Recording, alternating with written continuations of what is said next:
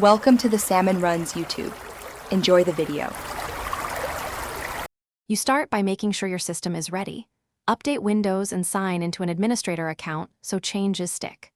Once done, close background apps and open Start, then select Settings and click Gaming to reach the Game Mode section. You do this because Game Mode needs current system components and privileges to prioritize resources. Without updates or admin rights, it may not engage properly.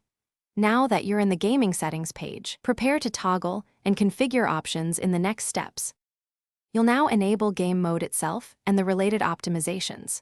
First, find Game Mode in the left pane and flip the toggle to On. This tells Windows to prioritize CPU and GPU for the active game. Next, make sure background recording or Xbox game bar settings are set how you want. Only enable them if you need clips or captures. Once toggled, Windows applies changes immediately, but make sure to launch a game to confirm benefits. If you want further gains, enable hardware-accelerated GPU scheduling in display settings. You finish by testing and resolving problems. Start a game and observe frame rate and responsiveness to ensure Game Mode is active.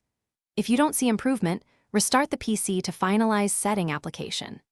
Make sure overlays, like Discord or third-party recorders, aren't interfering. If problems persist, update or roll back GPU drivers and try disabling background recording or the Xbox game bar. One key tip: toggling Game Mode off and back on after driver changes. Thanks for watching. Consider subscribing if we helped you.